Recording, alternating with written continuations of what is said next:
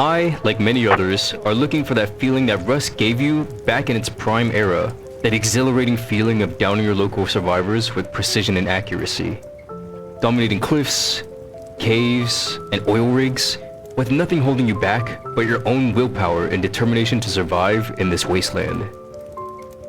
However, these past couple of years have been some of Rust's most boring, lonely, and uninviting times since the birth of the game. This is a letter to the developers of Rust, an homage to OG Rust players, and my subjective opinion about what's objectively best for the survivors of this wasteland. You might be wondering, Sorbet, what happened to the compromise between new and old survivors? what happened to creating a balanced experience for all players? Yada yada yada. Well, hypothetically that's something that I want. What I've come to realize is that new players don't want change in the same areas as old players. New players will defend how great new Rust is with all of the new biome reworks, monument additions, and things that lean towards the roleplay side of Rust like parachutes, cars, and horses. But really, they wouldn't be praising Rust for these elements if the recoil was to be reverted back to how it was in the prime Rust era. They say they like everything about Rust now, but what they won't outright tell you is that they only love Rust if it meets their expectations of how PvP, raiding, base building, and loot progression system works. Which is why I no longer think a compromise between players is realistic. Recoil, being probably the biggest factor, is something the new and old player base will probably never see eye to eye on. The only way I could see this happening is if Facepunch delivers Legacy Rust's Recoil back on a silver platter. Because of this unwillingness to change, many of the survivors of the prime Rust era are looking for something to scratch that itch of a hardcore shooter that really makes you feel like you either won or lost. I've also been looking for alternatives to Rust, and I haven't found much if I'm honest. The Finals has recoil patterns that are not as significant as prime Rust, but still match the overall vibe. But it doesn't feel as good as killing an enemy knowing you'll be looting their corpse.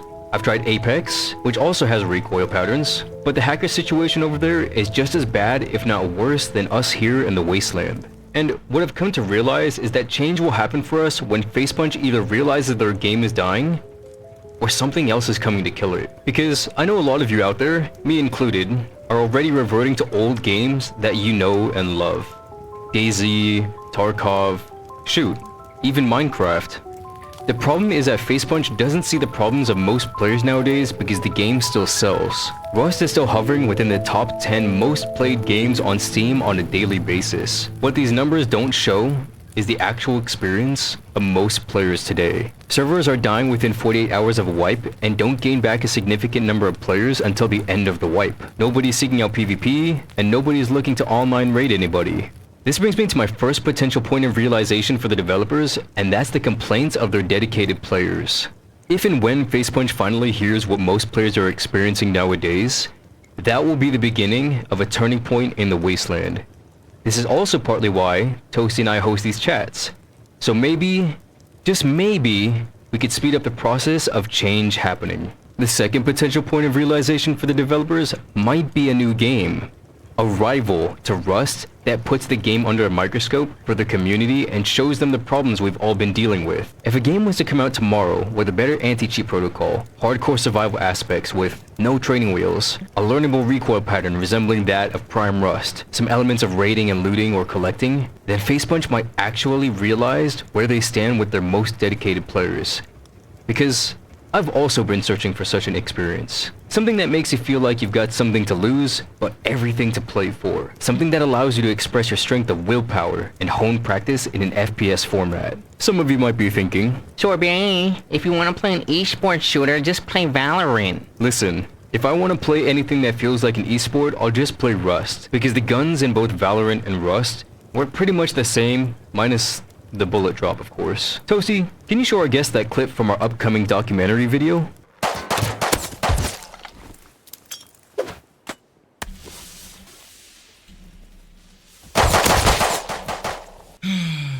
Man, what the fuck is this, bro?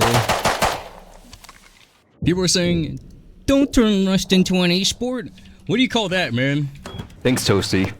A new genre of FPS games has been attempting to break onto the scene, and that's extraction shooters. Similar to survival games in the fact that you loot, kill, and attempt to survive out in an open world environment, extraction shooters could become what I and many others are looking for. I'd happily spend hours learning a recoil pattern to grab some food rations or fuel a car and extract at a boat or helicopter. But the thing that keeps Facepunch stagnant in their mindset towards development might just be the lack of competition they have with any other game. A few have tried to do what Rust has done, but few understand what we, the survivors, are looking for. We don't want gimmicky roleplay scenarios with missions and frivolous rewards. We don't require realistic HD graphics or biomes to explore. We don't need underwater exploration with submarines and NPC bad guys. We really don't need docile PvP mechanics in the form of aim cone and weapons that sound like Nerf guns. All we want are the things that kept us coming back to the wasteland in the first place. Something to fight for in the form of loot,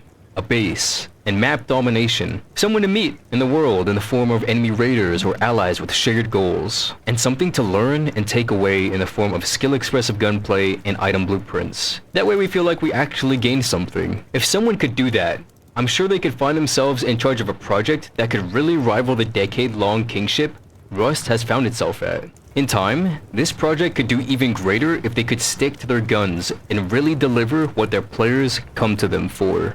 Survivors are always asking me to remove the voice module from my suit, and I've decided not to change it for the sake of people who potentially only see me as one form of entertainment who may never return again. I'm not here to be a dancing monkey for those that will never return. I'm here because I care about the people who care about our vision and the artistic delivery of that vision. So from Toasty and I, thank you for showing up for us. Just like we view Rust, we'd rather have 1,000 hardcore guests than 100,000 casual audience members.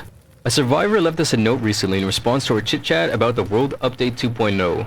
This survivor wrote, "I have 7k hours and I've not touched Rust for 2 years. They pushed radical change too much and it changed the game completely. I knew the game was going in a poor direction when they added a safe zone. To be honest, I'm not really against the idea of the safe zones. Now, the way they've been implemented into the game, I definitely think there is room for improvement. For example, I wish the turrets would at least tell you that you're in range before they just outright shoot you. Their laser-guided function should at least point at you when you're in range and maybe look away whenever you're out of range. But the fact that you can just die from shooting because you didn't know you were in range is a little ridiculous to me. There's no clearly defined taped off area, there's no clearly defined off wall structure or fence that lets you know that you're in a safe zone. And I would definitely appreciate it if Facepunch could add something in that lets you know where you stand within the range of a turret. Whether that be the turret pointing its laser at you, or giving the safe zone some clearly defined boundary that isn't just open field. Also, I think it would be pretty interesting if the safe zones were a little bit more complicated to access, and maybe the developers could think of adding something like a key or a key card the way we have the green, blue, and red key card. Maybe place an item in the world where you have to find it and give it to somebody at the front gate so that you can access the safe zone. That way players can't just run in and out and abuse the turret system for safety.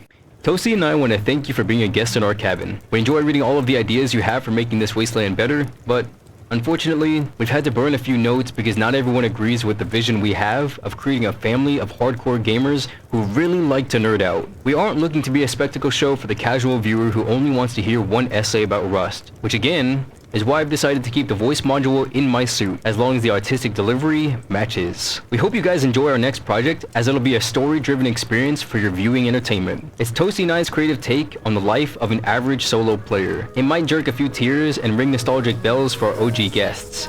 So, sit back, relax, and enjoy this short montage of what's to come. Damn it! I had 8 health. The plan might be build a shack. I'm already done for. Do it! Do me! Ooh, me! This is coming back with me. Wait, I need food. I won't make it back.